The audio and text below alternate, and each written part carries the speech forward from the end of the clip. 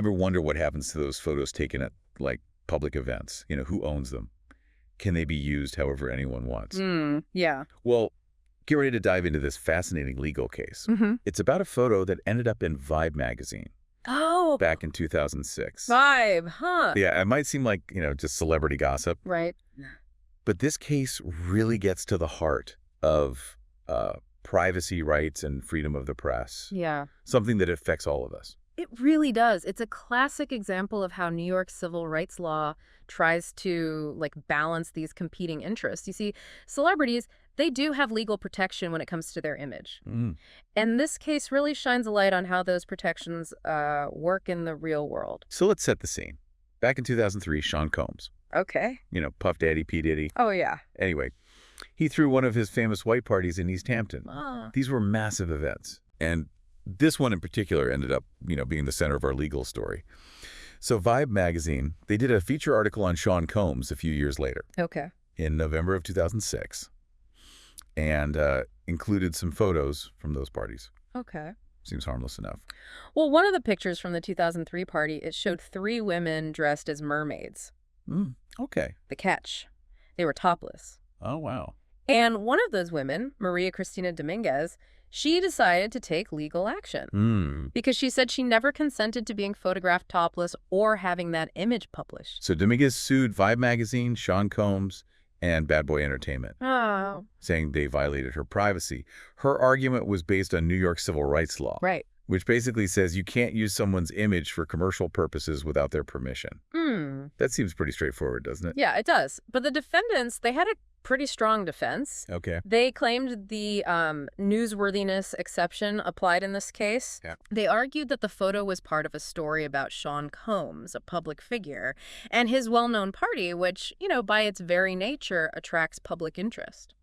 Okay, so we've got this legal battle brewing an individual's right to privacy versus freedom of the press. What did the court have to say about all this? Well, the judge sided with the defendants Oh, and dismissed the case. wow. The key here was the real relationship test. Okay.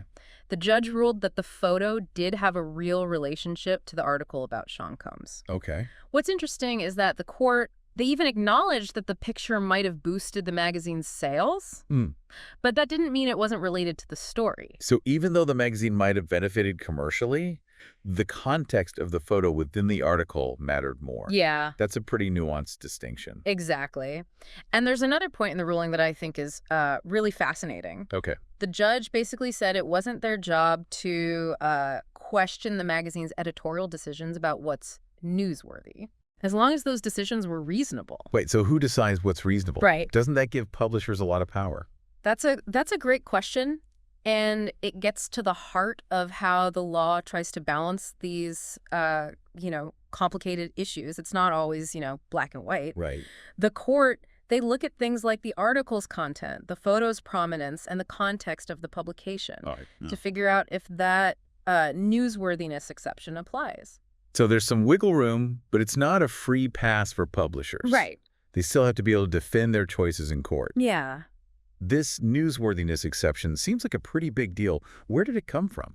Well, it's deeply rooted in the Hearst Amendment Okay. and the idea that a free press is vital to a functioning democracy. The courts have long recognized that journalists need a certain level of protection to report on matters of public concern without fear of being sued for every photo or piece of information they publish. Okay, so it's about balancing the public's need for information with an individual's right to privacy. Right. But how do we ensure that this newsworthiness exception isn't abused? Where do we draw the line? That's the million-dollar question, and it's one that courts grapple with constantly. There are limitations to the exception. It's not a carte blanche for publishers to do whatever they want. Right. For example, simply because someone is at a public event doesn't automatically strip them of all privacy rights. That makes sense.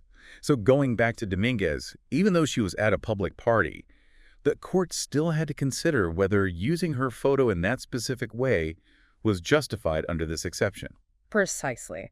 And this is where things get even more interesting. Okay. Remember, Dominguez wasn't a public figure like Sean Combs. Right. She was, for all intents and purposes, an average person who happened to be at this event. Yeah. Yeah. So this case really raises questions about what happens when, everyday people, not just celebrities, find themselves in the spotlight. Like, I mean, you could be at a concert Yeah. or a sporting event and end up in a photo that gets published.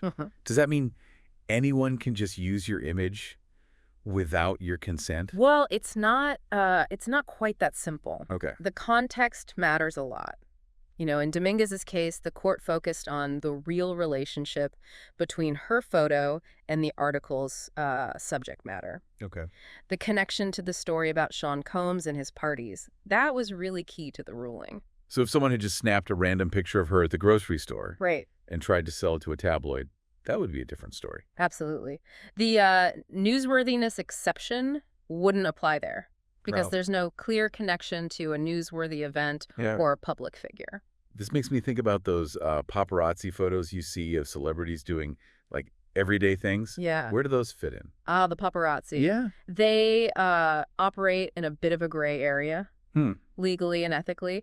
Celebrities might be public figures, but they still have some expectation of privacy, Okay. especially when it comes to their personal lives. Yeah. So the courts have to weigh those interests against the public's interest in seeing those images. It feels like things get even more complicated with, like, social media. Oh, yeah. Anyone can be a photographer and publisher these days. Right. Imagine you're at a concert and someone in the crowd, they snap a photo of you dancing Yeah. and post it online. Do they need your permission? That's a great question. And it highlights how technology is constantly pushing the boundaries of these legal concepts. The law is still catching up to the realities of social media and, widespread image sharing. So what are the key takeaways for our listener here? What should they keep in mind when it comes to their own photos and privacy in this, like, wild world of digital photography? Well, I think awareness is key. Okay. When you're in public, especially at events where photography is common, there's always a chance that someone might capture your image. You might not have much control over that initial act of taking the picture, but you do have legal options if your image is used in a way that violates your privacy rights. So knowing your rights is crucial. This case also brings up some, like, ethical questions for anyone taking and sharing photos, even casually on social media. Yeah. Just because you can post something doesn't mean you should. Absolutely. Yeah. Even if something is technically legal, it doesn't automatically mean it's the right thing to do. Right. We all have a responsibility to consider the potential impact our actions might have on others. You mentioned earlier that the court didn't want to second guess the magazine's editorial decisions about what's considered newsworthy, Right. as long as those decisions were reasonable. But who ultimately gets to define what's reasonable? That's a tricky one. Yeah. There's no easy answer. The courts have to consider a whole range of factors, like, the content of the article, how prominently the photo is displayed, and the individual's expectation of privacy in that particular situation. It's very case specific. It seems like a lot of responsibility falls on journalists and publishers to make, ethical choices, even if the law gives them some leeway. Exactly. This case really underscores the importance of responsible journalism. While the law provides a framework, it's ultimately up to those in the media to weigh the public's right to know against an individual's right to privacy. This conversation has been incredibly insightful. It really makes you think twice about the power of images and the responsibility that comes with taking and sharing them. That's what's so fascinating about this topic. The more we explore it, the more we realize how complex and nuanced it really is, and how technology continues to challenge our understanding of these issues. We've covered a lot of ground, but I feel like there's still more to unpack. Yeah. The judge's decision not to question the magazine's judgment about what's newsworthy, that really stuck with me. Yeah. It makes you wonder about the balance of power in these situations. That's a great point. Yeah. It raises questions about the boundaries of editorial freedom and whether there should be more checks and balances in place. Right. If the courts are reluctant to step in, does that mean it's up to the media to, like, police itself? And what happens when different publications have vastly different ideas of what's considered newsworthy? You've hit on a crucial issue. Who gets to be the gatekeeper of what the public sees and knows? Yeah. These are questions that have been debated for centuries, and they're even more relevant now in the age of digital media, Right. where information spreads so rapidly. It's a lot to consider. And it goes beyond like legal arguments to encompass ethical and societal questions about the kind of world we want to live in. Well said. It's about finding a balance that protects individual rights, Mm-hmm. while also allowing for a free and open flow of information. So for our listener who might be thinking, this is all interesting, but what does it mean for me? What's the bottom line here? I think the biggest takeaway is that everyone has a role to play in shaping the future of privacy and freedom of expression. Whether you're a journalist, a photographer, or simply someone who uses social media, being aware of these issues and making conscious choices is crucial. So we talked about how the court emphasized the real relationship between Dominguez's photo and the Vibe article about Sean Combs. Can you give our listener a better understanding of what the courts consider a real relationship? What are they looking for exactly? Well, it's not about whether the photo is, aesthetically pleasing or even if it's the most important piece of the story. Right. The courts are mainly concerned with whether the photo, genuinely contributes to the article's narrative. Does it help tell the story? Does it provide context or understanding that words alone can't convey? So it's not just about throwing in a random picture for shock value. Right. Or to, boost sales. Sure. Right. There has to be a legitimate connection to the subject matter. Exactly. And the courts will look at the article as a whole, not just the photo in isolation. Okay. They'll consider the captions, the surrounding text, and the overall message the publication is trying to convey. This is where that editorial judgment comes into play again, right? Yeah. The publisher has to make a case for why that specific photo is necessary to tell that particular story. Precisely. And while the courts generally give publishers some leeway in making those decisions, it's not a blank check. Okay. If the connection between the photo and the story is weak, or if the photo is deemed to be, excessively intrusive or exploitative, the court might step in and say, hold on, this crosses the line. So there's a balance to be struck between protecting freedom of the press and safeguarding individual privacy rights. That's the crux of it. And this case really highlights how difficult it can be to find that sweet spot. There's no easy formula, and the courts are constantly grappling with these complex issues. This entire deep dive has been so illuminating. It really makes you think about the power of images and the responsibility we all have in this digital age. I agree. It's a conversation that we need to be having, especially as technology continues to blur the lines between, public and private.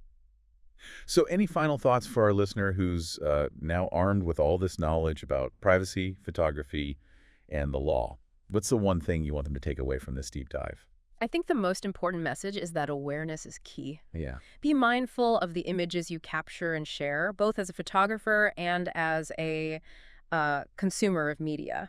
Think about the stories behind those images and the potential impact they might have. Well said. It's about being thoughtful and respectful, even in a world that's increasingly driven by visuals. Exactly. And remember, the law is constantly evolving to keep pace with technology and societal norms. So stay informed, stay curious, and keep questioning the world around you. That's great advice. Thanks so much for joining us on this deep dive. And a huge thanks to you, our listener, for tuning in. Until next time, keep exploring.